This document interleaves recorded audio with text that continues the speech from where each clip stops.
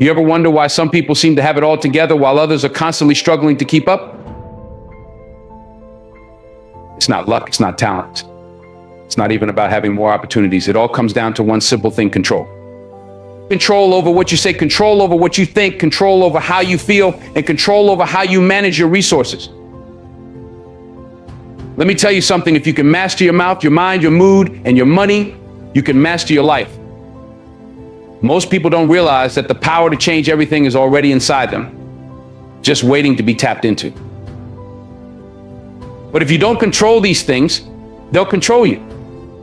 These things shape your world. They influence every decision you make, every relationship you build, and every opportunity you either take or miss.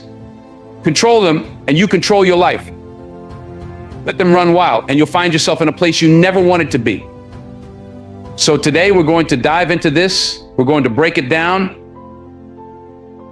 And when I'm done, you'll walk out of here with a new sense of focus and responsibility over your life. Let's talk about your mouth. When I say control your mouth, I'm not just telling you to hold your tongue when you're angry, although that's important. I'm talking about realizing the power that comes with every word you say. The words you speak are like arrows. You can't take them back once they leave your lips. So many people don't realize this. They talk without thinking, spit out negativity, or gossip without considering the impact. But the truth is, the words that come out of your mouth have the power to shape your life, your relationships, and your future. When you speak, you're not just describing the world around you, you're creating it. The words you use build the foundation of your reality. If you constantly speak about how hard life is, how unfair things are, or how impossible your dreams seem, you are literally creating an environment that reflects those very words. You're putting that energy out into the world, and the world responds. On the flip side, if you speak with faith, if you declare possibility, if you encourage others, you're creating an environment where success and positivity can flourish. Think about the people who inspire you. Do they speak doubt? Do they tear others down? Or do they use their words to uplift, to push forward, and to open doors for themselves and others? That's the kind of power you hold. The power to speak life into any situation. But that power can also do damage if you're reckless. You've got to be deliberate about the words you use. So the next time you're about to speak, stop for a second. Ask yourself, is this going to help the situation or make it worse? Is what I'm about to say based in truth, or is it based on emotion or frustration? Too often, people let their emotions control their words, and they say things they regret. But once it's out there, it's out there. You can apologize, you can try to make things right, but the damage is done. That's why you've got to be intentional about what you say. And here's the thing, this isn't just about how you talk to others, it's about how you talk to yourself. Self-talk is real. The way you speak to yourself, the words you choose, when you think about your own life, your own capabilities, your own future, those words are shaping your reality. If you constantly tell yourself, I can't do this, or I'm not good enough, or it's too hard, guess what? You're going to start believing it. You'll limit yourself because you're feeding your mind the wrong message. You'll begin to act as if those limitations are real, when in fact, they're just a reflection of the negativity you've been speaking. But when you flip the script and start speaking positive, affirming words to yourself, everything changes. When you wake up in the morning and tell yourself, I can handle whatever comes my way, I am more than capable, I deserve success. That's when you begin to build the confidence and mindset you need to move forward. You speak yourself into strength, you speak yourself into courage, and before long, those words become actions, and those actions turn into habits that shape your future. You see, controlling your mouth isn't about silence, it's about being intentional. It's about understanding that every word that leaves your lips is either contributing to your success or setting you back. It's about recognizing that your words have power over your relationships, your opportunities, and even your own self-perception. Look, life will throw challenges at you, that's a guarantee. But when you choose your words carefully, you can navigate those challenges with a sense of control and purpose. When you speak words of wisdom, positivity, and truth, you attract those things into your life. People will start to see you differently. They'll respect you more. They'll come to you for advice because they know you're someone who speaks with intention, someone who uses words as tools for building, not for tearing down. Think of your words as seeds. If you plant seeds of doubt, fear, and negativity, that's what you'll harvest. But if you plant seeds of faith, determination, and positivity, that's what will grow in your life. So be mindful of the seeds you're planting. because you're going to have to live in the garden you create. Too many people spend their time talking about what's wrong, what's missing, or what they don't have. They complain about their circumstances, their jobs, their relationships, and they wonder why things aren't changing. But they're not using the power they already have. They're not speaking life into their situations. They're not taking control of the one thing they can control, their words. If you want to see change in your life, it starts with what you say. Let me give you an example. Think about someone who always talks about how hard life is. Every time you see them, they're complaining about something. What kind of energy are they putting out into the world?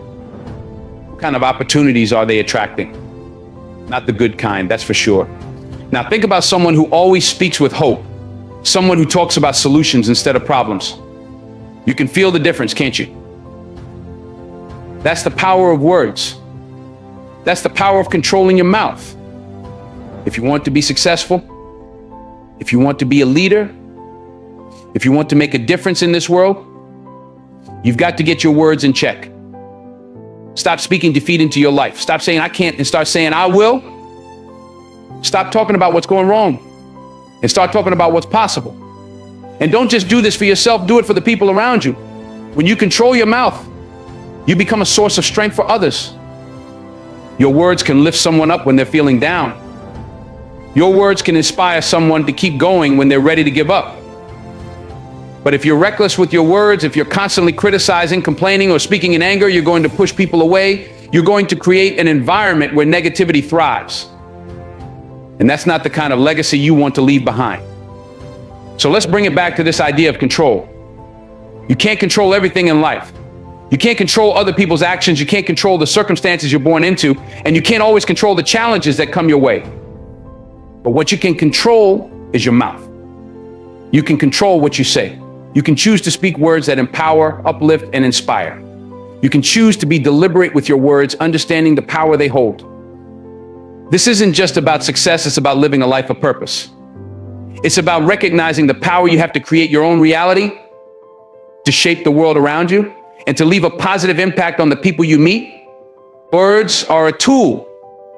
If you use them wisely, they will build a life that reflects your true potential. If you use them carelessly, they will destroy opportunities before they even have a chance to bloom. So the next time you open your mouth, remember this: your words have power. Control them. Speak with intention. Speak life into your future, into your relationships, and into your own self-worth. And watch how the world changes around you. Let's get real about your mind. Your mind is the most powerful tool you have. It's where everything begins. Every action, every decision, every habit you build, it's all rooted in your thoughts. Your mind is where battles are won or lost long before they ever manifest in your life. You've got to understand this, because if you don't control your mind, it will control you. And when you let that happen, you end up living a life that's reactive instead of proactive, driven by fears and doubts instead of purpose and intention. Think about it. Everything you've ever done, good or bad, started with a thought.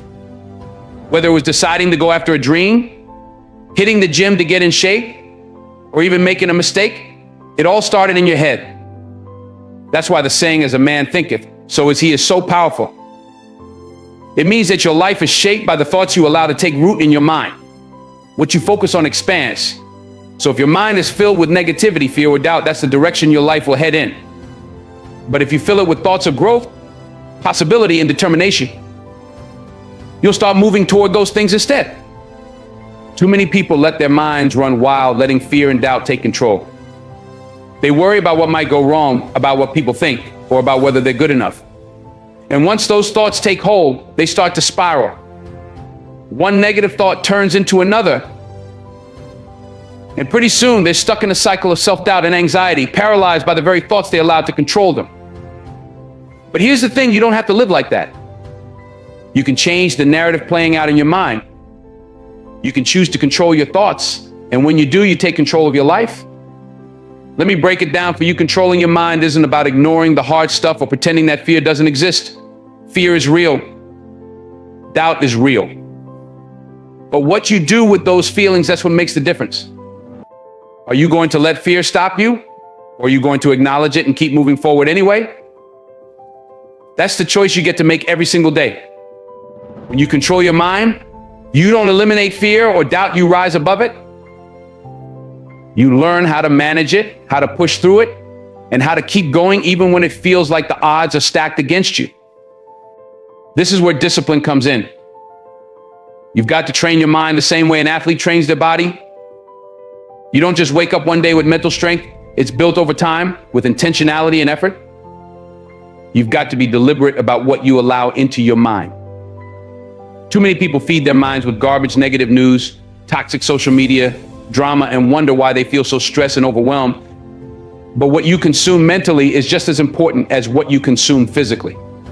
If you're constantly feeding your mind with negativity, it's no wonder you're struggling to stay positive and focused. So what do? You guard your mind like it's the most valuable thing you own, because it is. You've got to be selective about what you expose yourself to. If it doesn't feed your spirit, if it doesn't align with your goals or your values, let it go. Instead, fill your mind with things that challenge you, that push you to grow, that inspire you to be better. Read books that make you think, that open your mind to new ideas and possibilities. Listen to people who motivate you, who've walked the path you want to walk, and who've overcome the obstacles you're facing.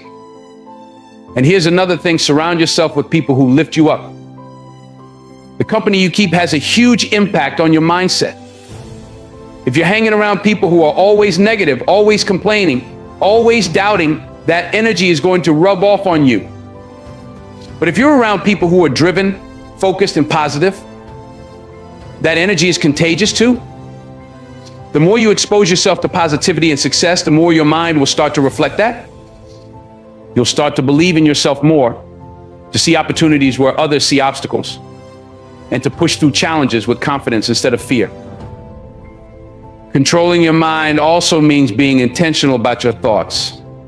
When a negative thought creeps in, you've got to catch it, challenge it, and replace it with something better. You can't just let negative thoughts sit there and fester. If you do, they'll take root and grow into something bigger than they ever needed to be. Instead, when you catch yourself thinking, "I can't do this," stop and ask yourself, is that really true? What evidence do I have that I can't? Most of the time, you'll realize that those negative thoughts aren't based in reality. They're just your fear talking. So challenge them, flip the script, and replace them with thoughts that serve you. Another powerful tool for controlling your mind is visualization. When you visualize your goals, your dreams, and your success, you train your mind to focus on what you want rather than what you're afraid of. When you can see it in your mind, you can start to believe it's possible. And once you believe it's possible, you'll start taking the actions necessary to make it a reality. Visualization isn't just daydreaming, it's a way of programming your mind for success. It's about creating a mental picture of where you're headed and letting that picture guide your actions. Every morning when you wake up, you have a choice. Are you going to let the world dictate your thoughts, or are you going to take control of your mind? It's easy to get swept up in the chaos of life, to let stress, fear, or negativity take over. But you have the power to choose a different path. You have the power to focus on what you can control, to think positively, and to approach every situation with a mindset that says, "I can handle this, I've got this." When you start your day with that kind of intention, everything else falls into place. Meditation and prayer are also powerful ways to control your mind. When you take time each day to quiet your thoughts, to center yourself, and to connect with something bigger than yourself, you give your mind the space it needs to recharge and refocus. Meditation helps you become more aware of your thoughts so you can catch the negative ones before they spiral out of control. Prayer reminds you that you're not in this alone, that you're part of something greater, and that you have the strength to overcome whatever comes your way. The bottom line is this: controlling your mind is a daily practice. It's not something you do once and then forget about. It's a commitment to yourself, to your goals, and to your future. It's about taking responsibility for your thoughts and understanding that they have the power to shape your life. When you control your mind, you take back control of your destiny. You're no longer at the mercy of fear, doubt, or negativity. You're in the driver's seat, steering your life in the direction you want to go. So start today. Start by being mindful of your thoughts. Start by feeding your mind with the kind of information, people, and experiences that will push you towards success. Challenge the negative thoughts when they arise and replace them with thoughts that serve you. Visualize your goals, meditate, pray, and take control of your mind, because when you do that, you take control of your life. And once you're in control of your mind, there's nothing you can't achieve. Now let's dive into something that people often overlook but plays a huge role in how their lives unfold: your mood. Your mood is like the lens through which you see the world, and if you don't control it, that lens can distort everything around you. Think about it. You've probably seen it happen before. Someone wakes up on the wrong side of the bed, and all day they carry that bad energy with them. Every interaction is negative. Every obstacle feels like a catastrophe. They're walking around like the whole world is against them, when in reality, it's their mood that's the problem. They've let a fleeting emotion take over and dictate how they experience their day. But here's what you need to realize: your mood doesn't just happen to you. You have more control over it than you think. Your mood is not some external force that you're powerless against. It's not something you have to surrender to. Your mood is a choice. It's something you can regulate, something you can manage no matter what's happening around you. And when you understand that, when you realize that you have the power to control your emotional state, everything starts to change. Now, let's be clear about something: emotions are real. I'm not saying you should ignore how you feel. If you're angry, you're angry. If you're sad, you're sad. Those are legitimate emotions, and they deserve to be acknowledged. But here's the thing: just because you feel something doesn't mean you have to let it control you. Feelings are like waves. They rise, they fall, they come, they go. But you don't have to be swept away by them. You can learn to ride the wave instead of drowning in it. One of the biggest mistakes people make is thinking that their feelings are facts. They wake up feeling stressed or anxious, and they start to believe that their entire day is doomed. But feelings are not facts. Just because you feel something in the moment doesn't mean it's the absolute truth. It doesn't mean your day is ruined or that your life is off track. It's just an emotion. It's temporary. And the moment you start to recognize that, the moment you understand that your mood is fluid and can be changed, you take back control. Here's where you start awareness. Most people go through their day on autopilot, completely unaware of how their mood is affecting them. They let their emotions dictate their actions without even realizing it. They're reacting instead of responding. But when you become aware of your mood, when you check in with yourself and say, wait a minute, how am I feeling right now? You give yourself the power to shift that energy. You become the one in the driver's seat rather than letting your emotions steer the car. Think about it. How many times have you let something small set the tone for your whole day? Maybe you got stuck in traffic, or someone said something that rubbed you the wrong way. Before you know it, you're carrying that frustration with you all day, snapping at people, getting irritated over things that don't really matter. You let that one small thing snowball into something much bigger than it needed to be. But when you control your mood, you can stop that snowball before it gets rolling. You can pause, take a breath, and decide how you want to respond. You can choose to let it go, to not let that moment define your entire day. And that's the key choice. You always have a choice when it comes to your mood. You may not be able to control what happens to you, but you can always control how you respond. You can choose to dwell on the negative, or you can choose to focus on the positive. You can choose to let a bad moment ruin your day, or you can choose to move on and make the best of it. It's all up to you. And when you start to see your mood as something you can control, you stop being a victim of your circumstances. You become empowered. Now, controlling your mood doesn't mean putting on a fake smile and pretending everything is okay when it's not. It's not about suppressing your emotions or ignoring how you feel. It's about managing your emotions in a way that serves you rather than letting them run the show. It's about finding healthy outlets for your feelings and making sure that they don't dictate your actions in a negative way. Let's talk about gratitude for a minute. Gratitude is one of the most powerful tools you have for controlling your mood. When you focus on what you're grateful for, when you make a conscious effort to shift your attention to the good things in your life, it's almost impossible to stay in a negative state.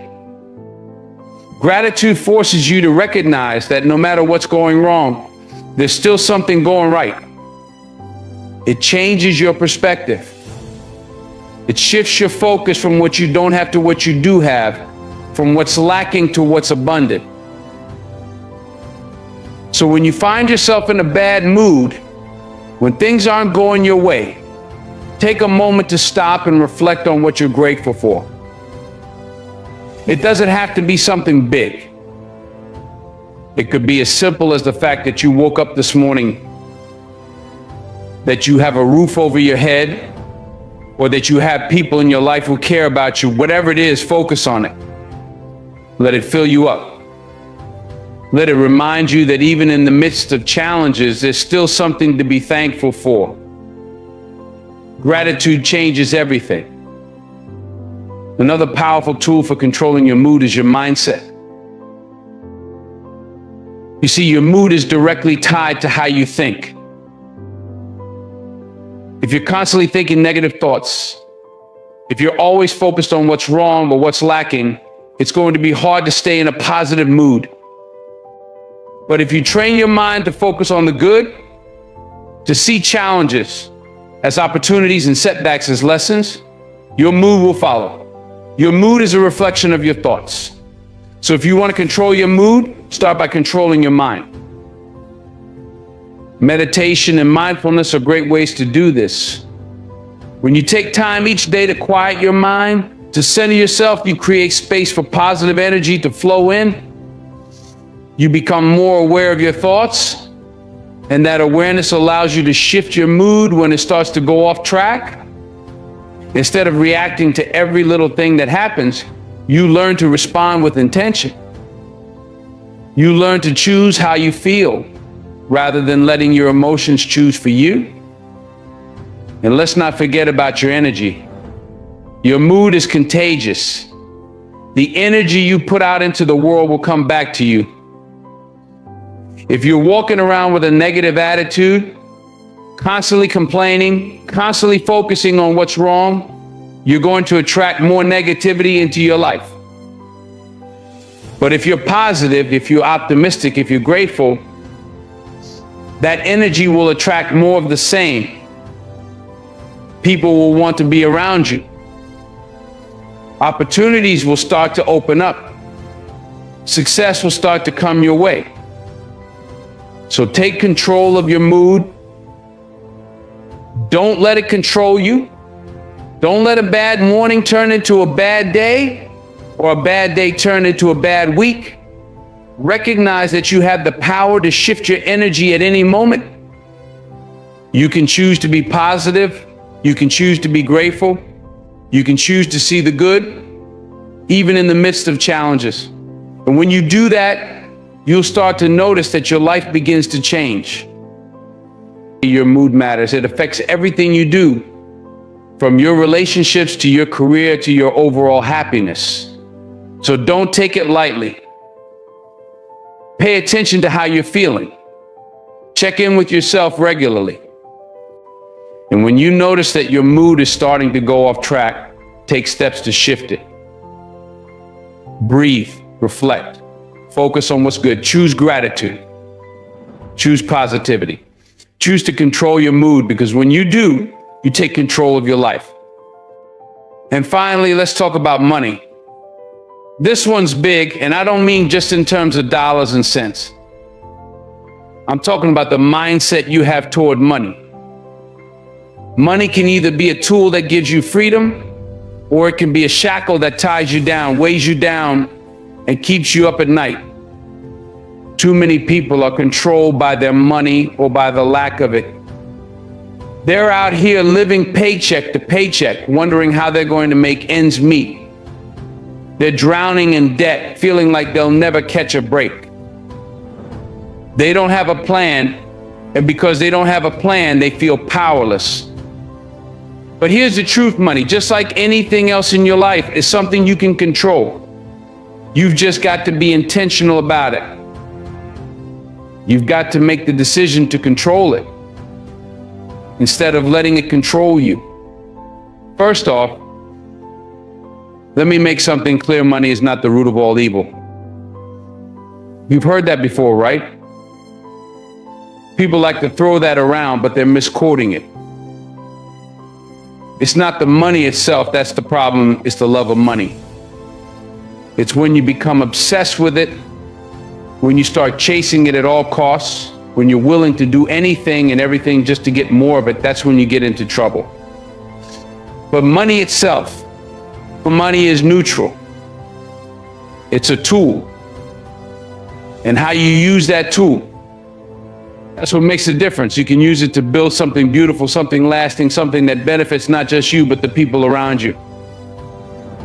Or you can use it recklessly, carelessly, and find yourself in a deeper hole than when you started. The choice is yours. So how do you control your money? How do you take the reins and stop letting it control you? It starts with a plan. You've got to create a plan for your money. You've got to know where every dollar is going before it even gets there. Too many people out here are just spending without thinking, without planning. They're reacting to every sale, every impulse, every fleeting desire. But if you want to control your money, you've got to be proactive. That means budgeting. That means saving. That means investing in your future. It's about being intentional with every dollar that comes into your hands. Now, budgeting might not sound like the most exciting thing in the world, but let me tell you something, budgeting is freedom. When you have a budget, you know exactly where your money is going. You're not guessing, you're not stressing. You're in control. You're telling your money what to do instead of wondering where it went. And when you're in control, when you're intentional, you stop letting your emotions drive your spending. Let's talk about that for a second. Emotions and money, they don't mix well. How many times have you had a bad day and decided to go out and spend money just to feel better? How many times have you told yourself, I deserve this, and bought something you knew you couldn't afford? Listen, I get it. We've all been there. But here's the thing. Just because you feel like you deserve something doesn't mean you should buy it. Just because you had a bad day doesn't mean you should spend money that's going to set you back financially. That kind of emotional spending is a trap. And if you're not careful, it'll keep you stuck in a cycle of debt and stress. You've got to be smart with your money. You've got to think long term. Don't just focus on the here and now. Think about where you want to be 5 years from now, 10 years from now. Think about what kind of life you want to create for yourself and your family. And then start making decisions that will help you get there. That means saving. That means investing. That means living below your means, even when it feels like everyone else is out there living it up. Let's talk about saving for a second, because a lot of people out here are not saving nearly enough. They're living for today, spending every dime they make and hoping that tomorrow will take care of itself. But tomorrow's coming whether you're ready or not. You've got to prepare for it. You've got to save for it. Start by building an emergency fund, something to cover those unexpected expenses that life throws your way. Because let me tell you something, life is going to throw you some curveballs. The car is going to break down. The roof is going to leak. You're going to have medical bills. If you don't have money set aside for those emergencies, you're going to find yourself in a hole that's hard to climb out of. Once you've got your emergency fund in place, start thinking about your future.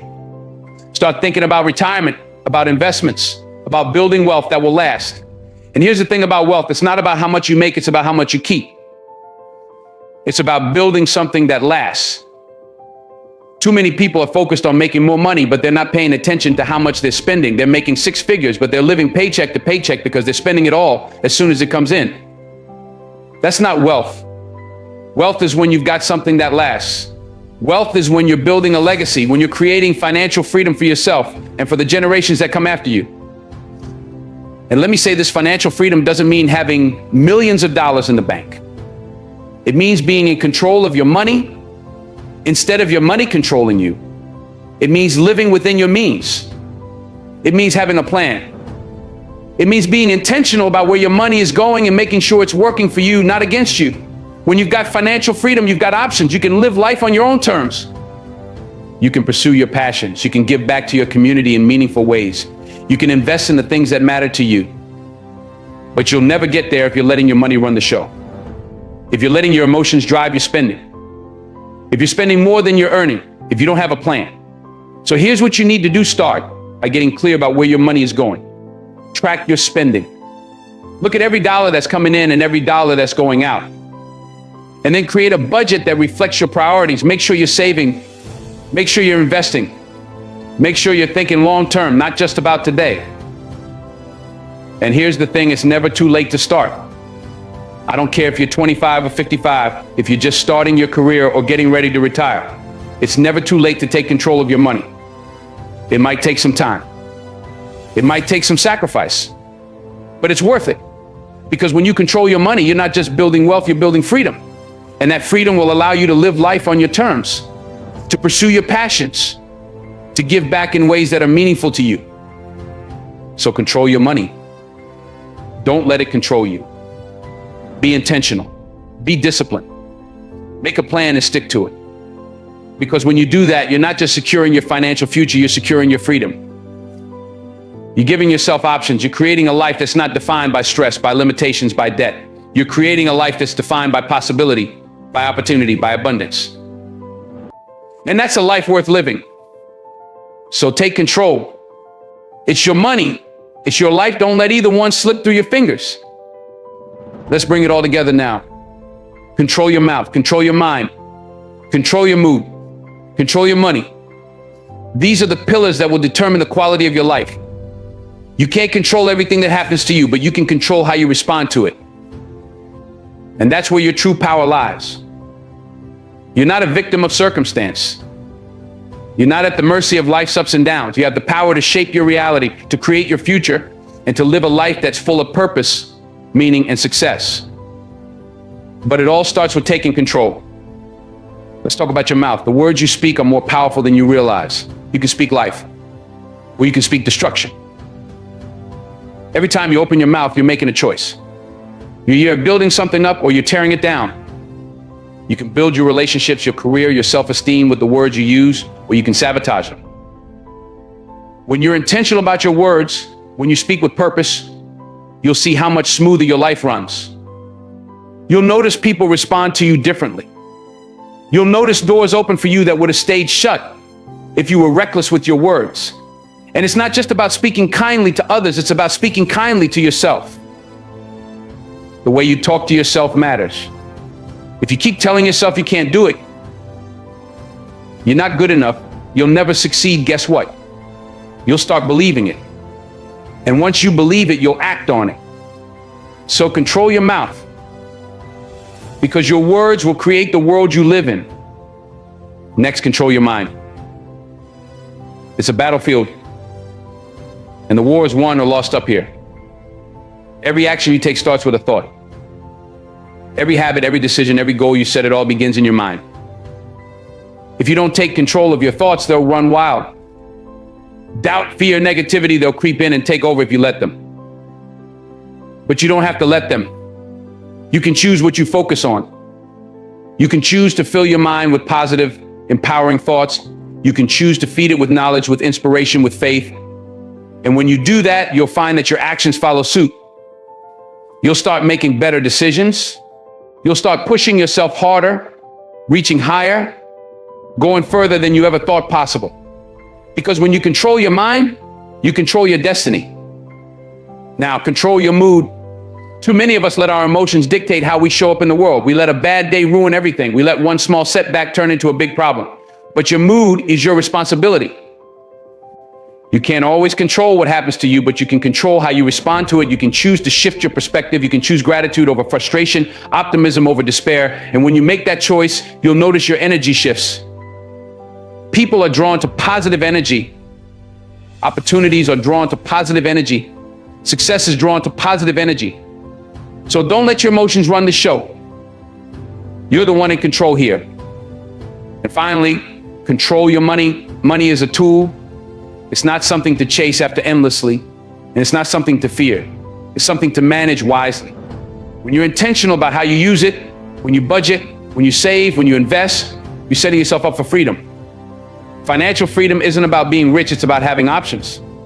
It's about being able to make choices that align with your values and your goals instead of being trapped by debt or limited by a lack of resources. When you control your money, you're not just building wealth, you're building a life. A life that gives you the freedom to pursue your passions, to help others, to live without constant worry. But let me say this, none of this happens overnight. You don't just wake up one day and suddenly have control over everything. It takes time. It takes effort. It takes discipline. And you don't have to be perfect. You don't have to have it all figured out right now. But you do have to start. Start today. Start with one thing. Maybe it's watching what you say. Maybe it's taking control of your thoughts. Maybe it's choosing to be positive even when things aren't going your way. Or maybe it's creating a budget and sticking to it. Whatever it is, take that first step.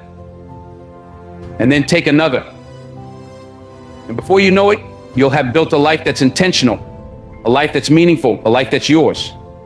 And as you do that, as you start taking control of these four areas, your mouth, your mind, your mood, and your money, you'll begin to see a shift. You'll notice that you're not just living day to day, reacting to whatever life throws at you. You're creating your life. You're in the driver's seat. And that's a powerful place to be. But here's the thing, it's not just about you. When you take control of your life, you're also creating a ripple effect. You're inspiring the people around you. You're showing them what's possible. You're lifting them up. Whether it's your family, your friends, your community, when you live with intention, when you take control, you become a leader. You become a light in a world that desperately needs it. So don't wait. Don't sit back and let life happen to you. Take control. Control your mouth, your mind, your mood, and your money. It's not going to be easy. It's not going to be quick, but it will be worth it. And when you look back one day, you'll see that you didn't just live your life, you created it. You shaped it. You owned it. And in doing that, you'll have built something that no one can take away from you. A legacy, a life full of purpose, of meaning, of success. So start today. Take that first step. Control your life because nobody else is going to do it for you. You have the power. The control is in your hands. So what are you going to do with it?